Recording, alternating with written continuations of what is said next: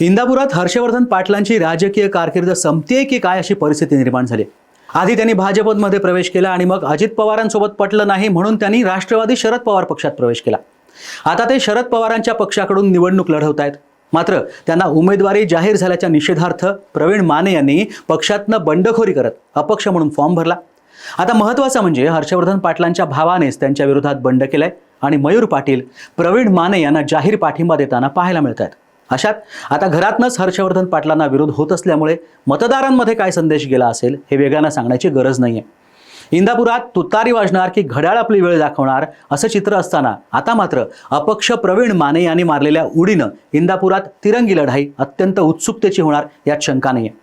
मात्र या लढाईत हर्षवर्धन पाटील यांचं राजकीय अस्तित्व संपतंय की काय अशी स्थिती सुद्धा निर्माण झाली। आज इंदापुरातल्या याच तिरंगी लढतीवरती आपण बोलणार आहोत आणि इंदापूरचंच उदाहरण का घेतलं तेही सांगणार आहोत।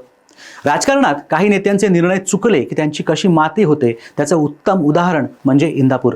आणि माझ्याशिवाय या मतदारसंघात कोणाचंच चालू शकत नाही हा फाजील आत्मविश्वास। पण त्यापूर्वी कृपया घेऊन टाक या तुमच्या चॅनलला सबस्क्राईब करा, व्हिडिओला लाईक करा आणि नवे व्हिडिओ पाहण्यासाठी कृपया बेल आयकॉनवरती क्लिक करा आणि तुम्हाला या विषयावरती काय वाटतंय ते घेऊन टाकच्या कमेंट बॉक्समध्ये जाऊन कमेंट करून नक्की सांगा। नमस्कार, मी दिलीप आणि कॅमेरा मागे आहे मनोज मांडवकर। हर्षवर्धन पाटलांचं राजकारण किंवा त्यांची कारकीर्द धोक्यात आहे असं आम्ही का म्हणतोय तर ते शेवटची निवडणूक जिंकले होते 2009 मध्ये। ते इंदापुरातून 1995 ते 9 असे आमदार होते। 2014 मध्ये दत्तमामा भरणेंनी त्यांना हरवलं आणि त्यानंतर 19 मध्ये सुद्धा दत्तमामांनी अवघ्या 3100 मतांनी त्यांचा पराभव केला। आता तर त्यांच्या घरचेच त्यांच्या विरोधात उभे आहेत। आता जो नेता गेल्या 10 वर्षांपासून विधानसभेत नाही किंवा विधान परिषदेतही नाही आणि गेली 10 वर्ष माजी मंत्री माजी आमदार असं बिरुद लावून फिरतोय, त्याला तिसरी निवडणूक सुद्धा खूप अवघड जाणार असेल तर त्याचं राजकारण धोक्यात येणार असं नाही म्हणणार तर काय म्हणणार। घर का भेदी लंका ढाये अशी हिंदीत म्हण आहे। काहीसं तसंच हर्षवर्धन पाटलांच्या बाबतीत इंदापूरमध्ये होताना दिसतंय। प्रवीण माने यांनी अपक्ष उमेदवारी अर्ज भरला आणि त्यांनी शरद पवारांच्या निर्णयाशी आपण सहमत नसल्याचं दाखवून दिलं। प्रवीण माने सोनाई परिवाराचे संचालक आहेत। इंदापुरातून ते तुतारी फुंकण्याच्या तयारीत होते। मात्र ऐन वेळेस हर्षवर्धन पाटील यांनी शरद पवारांच्या राष्ट्रवादीत प्रवेश केला आणि पवारांनी त्यांना तिकीट जाहीरही केलं। मग प्रवीण माने यांनी बंडखोरी केली आणि ते अपक्ष निवडणूक लढवत आहेत।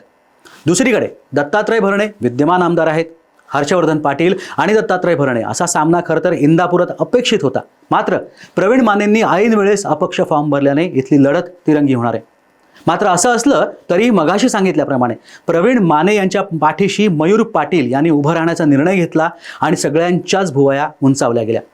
खरं तर आपल्या भावाच्या पाठीशी उभं राहणं, खंबीरपणे उभं राहणं अपेक्षित असताना मयूर पाटील यांनी घेतलेला हा निर्णयच नाही तर त्यांनी हा आपण निर्णय का घेतला हे सांगताना त्यांनी केलेलं विधान सुद्धा तितकंच धक्कादायक आहे। आताचे उमेदवार मलिन प्रतिमेचे आहेत आणि लोकांना आता बदल हवा आहे, आजी माजी आमदार नकोत असं विधान मयूर पाटील यांनी केलंय।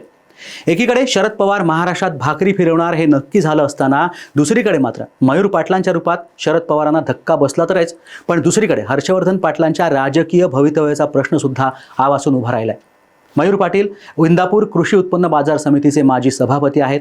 साहजिकच त्यांच्या शब्दालाही इंदापुरात मान आहे। मग अशात मयूर पाटील यांनी थेट प्रवीण माने यांना दिलेला पाठिंबा, त्याखेरीज भरत शहा, आप्पासाहेब जगदाळे यांनी शरद पवारांची सोडलेली साथ इंदापुरात शरद पवार गटाचं अस्तित्वच धोक्यात आणणार आहे। जरी प्रवीण माने जिंकून आले तरीही ते शरद पवारांच्या राष्ट्रवादीतच प्रवेश करणार असं आता दिसतंय। आता हर्षवर्धन पाटील यांच्या मुलीनं आणि मुलानं लोकसभेच्या वेळी पत्रकार परिषद घेऊन अजित पवारांना सशर्त पाठिंबा दाखवण्याची तयारी केली होती। त्यावेळी त्यांनी सुनेत्रा पवारांसाठी काम करावं असे प्रयत्न अजित पवारांकडून झाले होते, पण त्यांनी सुप्रिया सुळेंसाठी काम केल्यामुळे तेव्हापासूनच ते शरद पवारांच्या गोटात सहभागी होणार हे स्पष्ट झालं होतं। आता पवारांकडे गेल्यावरती आपल्याला आमदारकी मिळेल आणि इंदापूरची जनता आपल्यालाच निवडून देईल या हिशोबानं त्यांनी तो राजकीय निर्णय घेतला होता। पण आता त्यांना त्यांच्या घरातूनच आव्हान निर्माण झाल्यामुळे हर्षवर्धन पाटील यांचं राजकीय गणित चुकलंय असंच काहीसं आता दिसून येत आहे। लोकसभेच्या वेळेस विशाल पाटील यांनी केलेली बंडखोरी आणि निवडून आल्यावर त्यांनी काँग्रेसलाच दिलेला पाठिंबा हे अगदी ताजं उदाहरण आहे। अशात राष्ट्रवादी अजित पवार पक्षाचे विद्यमान आमदार आणि उमेदवार दत्तात्रय भरणे यांना या दोघा भावांच्या भांडणाचा लाभ होणार का? इंदापुरात अपक्षाची जीत होणार का की हर्षवर्धन पाटील आपला करिश्मा दाखवणार? याशिवाय इंदापुरातनं पराभव झाल्यास हर्षवर्धन पाटलांचं राजकीय भवितव्य संपणार आहे का याबाबत तुम्हाला काय वाटतंय? व्यक्त घेऊन टाकच्या कमेंट बॉक्समध्ये। कृपया घेऊन टाक या तुमच्या चॅनलला सबस्क्राईब करा, व्हिडिओला लाईक करा आणि नवे व्हिडिओ पाहण्यासाठी कृपया बेल आयकॉनवरती क्लिक करा. आणि हा व्हिडिओ शेवटपर्यंत पाहिलात त्याबद्दल धन्यवाद.